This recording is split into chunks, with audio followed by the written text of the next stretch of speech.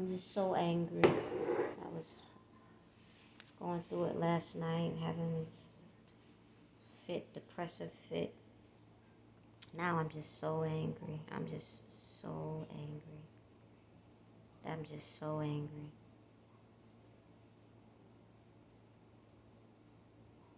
I'm so mad.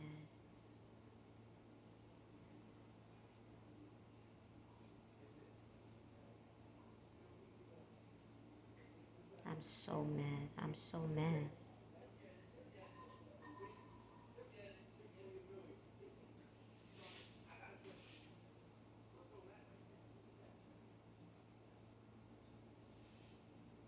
I'm so mad. Alright, that's enough of that. The reason why I made the video, because I overheard Kwame Brown just say on his live stream that he did yesterday that he was in a homeless shelter before he was in the NBA. So there you go. He came from no money.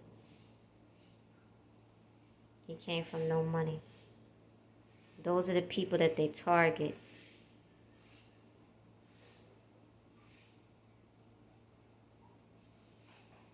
I don't really feel like rewinding it.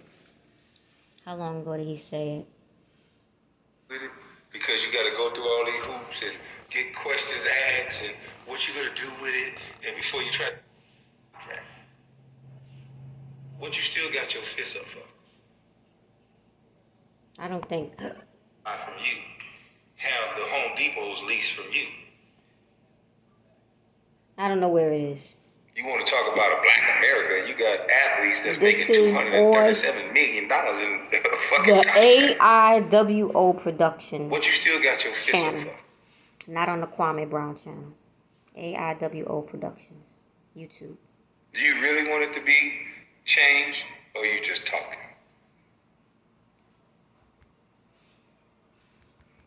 You have the Home Depot's lease from you. You want to talk about buying land and they created companies of their own. And at that time. And now it doesn't even matter because we're 40 years old, 35, 40 years old. If they were targeting, he's only 40 years old. That's kind of awkward to me that he's so young. But let me continue anyway. At our age now, if they were targeting us when we were poor children, poor adolescents, poor young adults, to make sure that they don't give us the opportunities, we're no longer that age anymore. There are no opportunities anymore because you're over the age of 30. There's no real opportunities over the age of 40. There really ain't none. And then, of course, they're taking the jobs away, but they've been doing that for quite some time. It just started before, right? They started taking the jobs away back in the 70s. I wasn't born until 1985. They had whole cities that closed down. The steel mills. This is nothing new. This has been going on since before I was born. And I'm talking about from black people in particular, they were taking the jobs away. So they were doing this before I was born. When we come around and I can't believe that he's really only 39 years old. Let me look up his age. So that's why not just play the same trick on the helpless population until they die, until we die. And then the next generation that don't know us, you could play the same trick. You could play a different trick.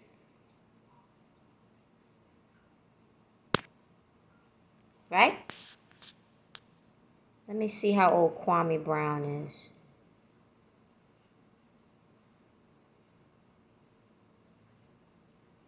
Right?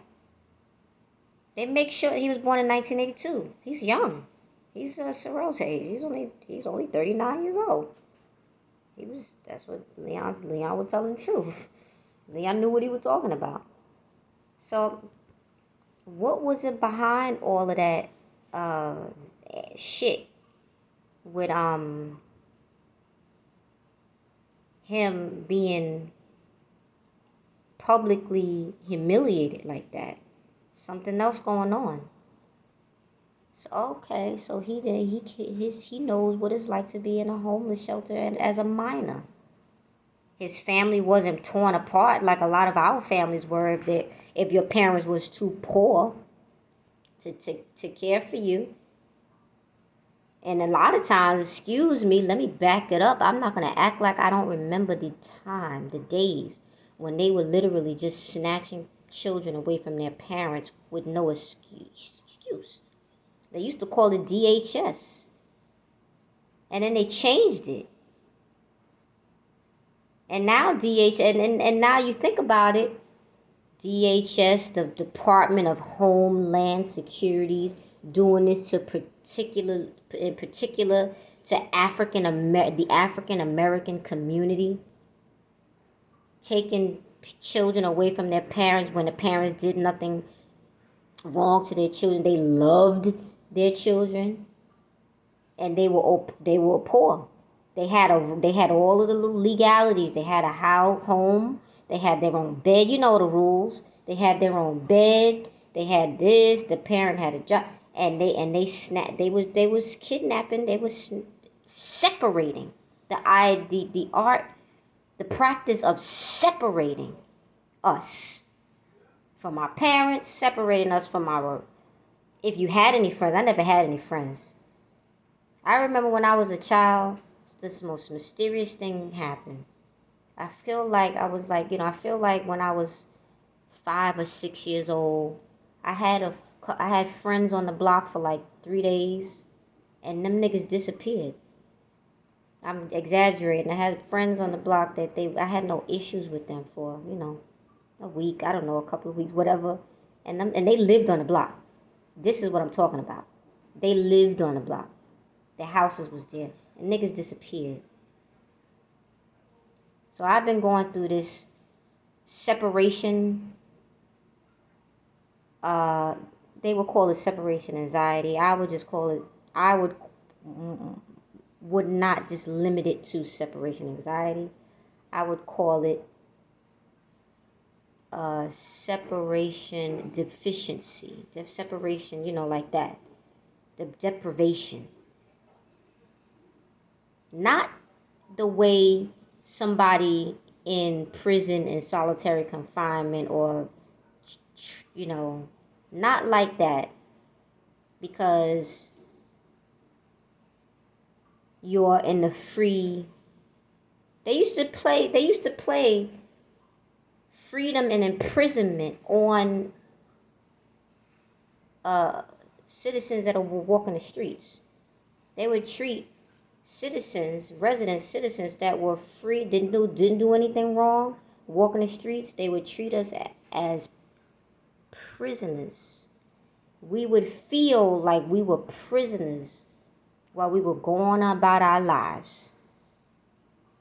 It's not a mental prison. What they call that? A prison of your mind. In your mind. Get the chains. It's not chains of, it was external manipulation. And I'm from New York City. So, this is, I think we can come out and just say it now.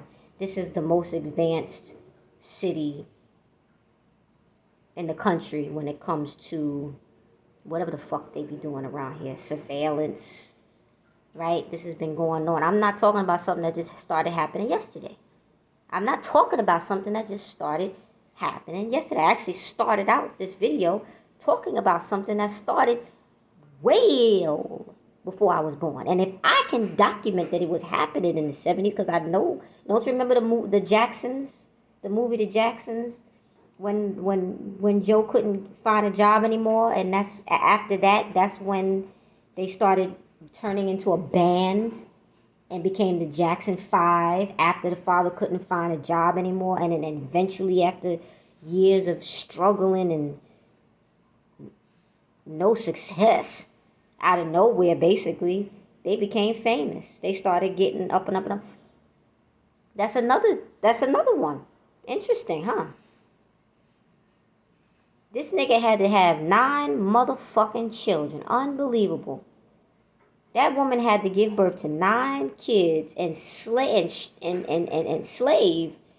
and struggle or whatever through 9 motherfucking goddamn kids. She was married. She had a religion. She followed the rule. This bitch had to go through 9 motherfucking kids to get to the point where she ended up where she started off at, because he didn't respect, he didn't respect his children, none of his kids, because they were younger than him. Obviously, he's a father, but the whole thing with the sister, if that even was true, what they put in the movie, the lack of respect. Listen, we know men. Let's just be honest here, right? Let's just have a real conversation. For a woman to end off where she started off at, you can't be serious. So now I just had to make a video because, wow, okay, interesting. They are so, it's not like with my family. I don't know how to explain this, but it's like a phase in a New Yorker's life that you have to go to the homeless shelter. Because most New Yorkers, I feel like, are poor. That's just my opinion. But who cares? I could be wrong nowadays. It's 2021. Who cares? When I was growing up, niggas was poor all throughout. I mean, most of New Yorkers literally were poor. Now, it was, if you didn't go, I never lived in a homeless shelter. I couldn't do it.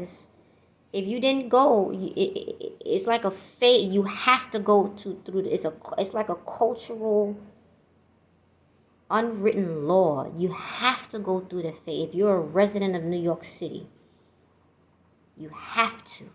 I don't know how else to explain it. You have to go through that home. You got to be homeless, living on it. I don't know how else to explain it. It's a closed system, and it's a corrupt closed system, naturally, because this is the United States of America.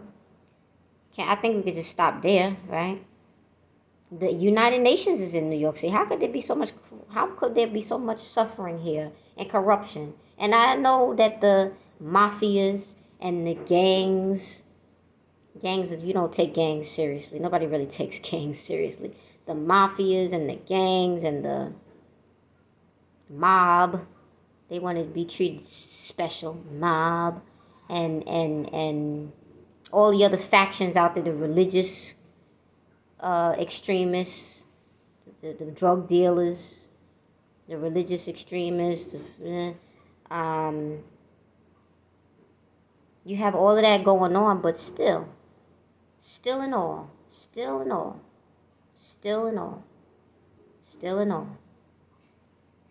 first of all, after all of them groups that I just named, they all have families. Even the gangs consider each other family. So that's what the city is made up of. They acquired those lifestyles, that culture, those positions because of what? Because they came to this country and had no money and had no opportunity.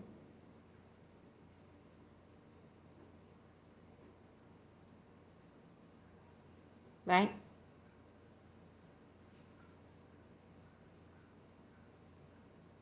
And of course you had the white ones who just easily they didn't have opportunity. So they did the same thing niggas do today. They do the illegal thing. Right? And they obviously made it further because of, racism. Can I say that? Am I allowed to say that it's racism? I hope I'm telling the truth. Because of racism. And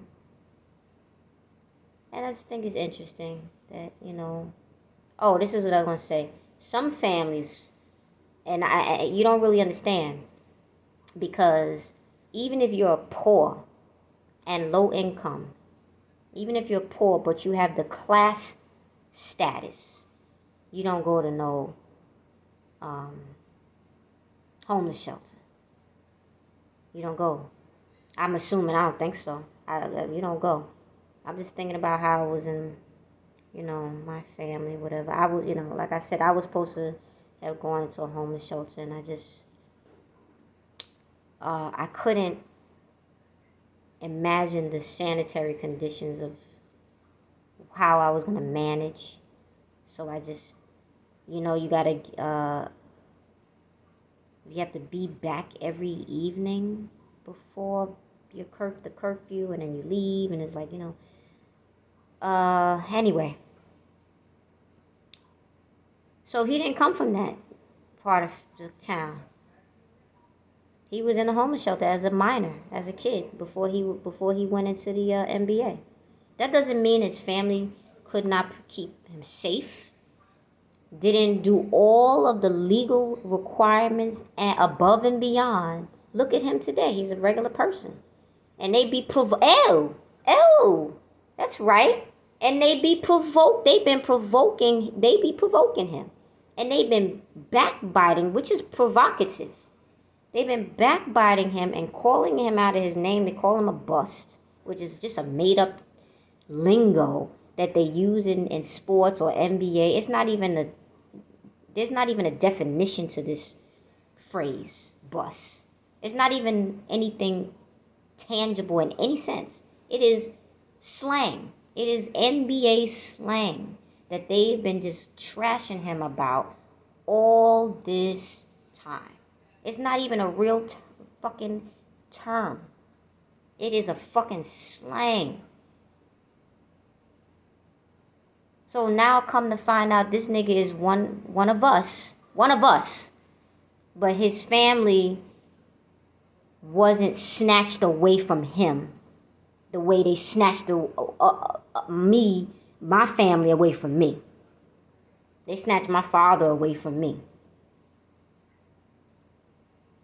and sent me to the weaker parent, and I had and all these other things, the less intelligent, honestly, parent, the one that believed in the church, the one that believed in the church, and did and thought that taking the job. See, now it's too late. It's 2021. Taking the job instead of just finishing her associate's degree was not going to come back to bite her in the ass.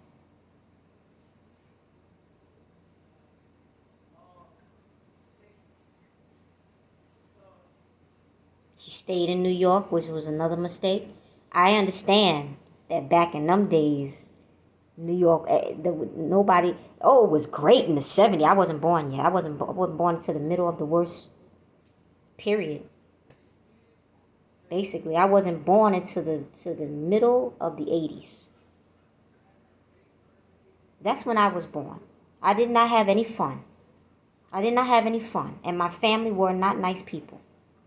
I did not have any fun. Now, they probably had good time, but by the time I came around, there was a crystallized air. There was a crystallized something in the air.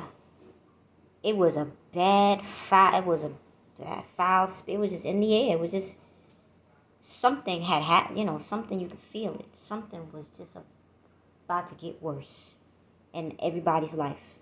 And if you look at secular culture and these jackasses, and maybe that's another reason why people say that the people weren't having problems in the 70s. And the 70s was great. I didn't know the 70s would be such a great time. I thought a lot of people was hooked on heroin back then. How is that great?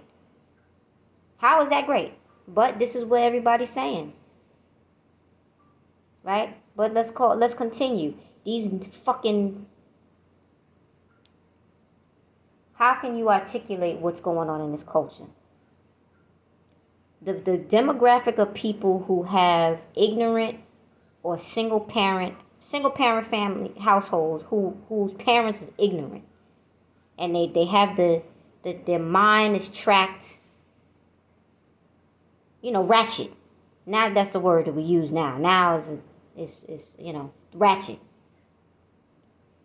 It was probably niggas like them that was having a blast back in the 70s. It's same thing been going on ever since beginning, I guess, since the beginning of American culture. The 90s, what was the bling bling was 2000. 90s was that's that video with the silver jacket with the silver thing, the Puffy and Biggie. Well, what was the problem? Everybody was getting money, right? And then before them, it was was the Rodney King era and the O.J. Simpson for 5 years. That was only 5 years.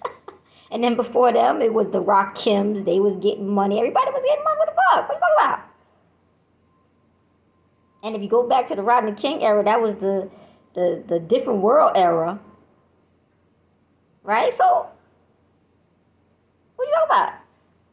Niggas was always getting money. It's just that we never saw any of it.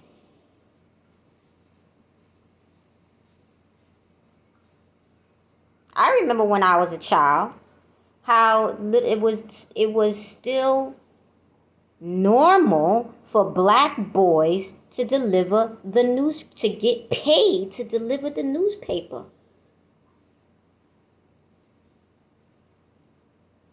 Now, when I moved to Philadelphia, went to college, I saw that there was it was actually children, poor, very poor children, dirt poor children.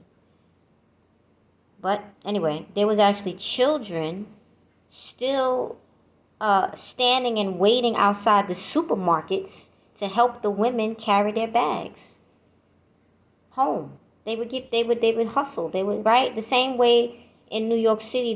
The kids, the boys, and I was supposed to, and something else I was supposed to do that I got away with when I was a child. I did. I'm just gonna confess now. Whatever. Selling candy on the train. I was supposed to do it, and I never did it. Yeah, I'm a punk. I didn't want to. That's a lot of work that you're asking a child to do. So if that's the only thing I did not do as a child, one of the only things I did not do as a child that I did, but I did everything else I was told that I was responsible, had to do. There was really nothing else, to be quite honest with you.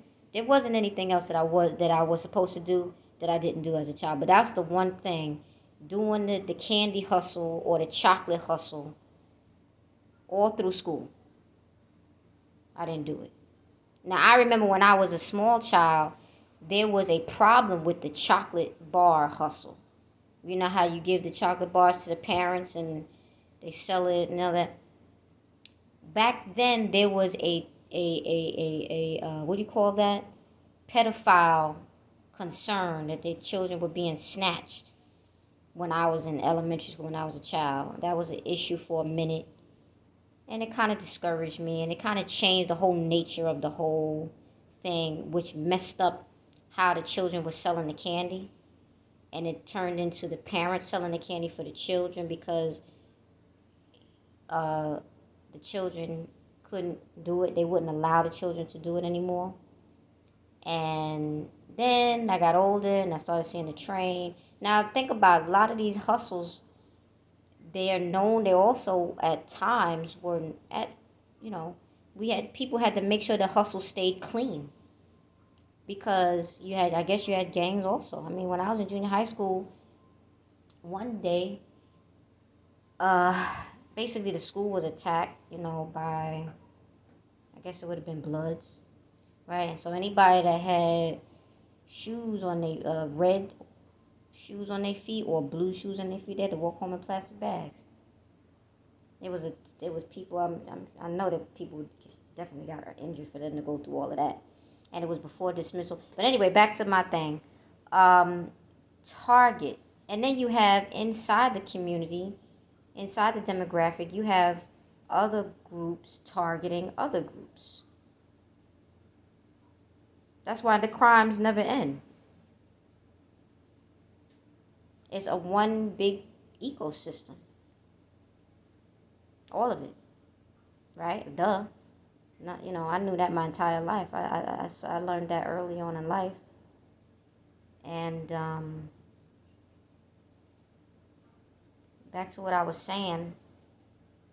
I was saying the candy bars, the hustles, the children hustling, right? Now children don't hustle anymore. The adolescents hustle, the candy, basically. And the young adults, if they, whatever age, they look like they 18, they hustle. But I even remember as a child seeing the newspaper. That was normal. Okay? That was normal. That was normal. Like you see in like TV, Pleasantville, like those neighborhoods. I remember that. I remember. Then of course afterward the Hispanics just took it over, right? They just the same way that they came in and did the same thing with the with what Leon does, the scrapping. They just took it over, you know. Um, that was the way it was back when I was a child. Selling bottles was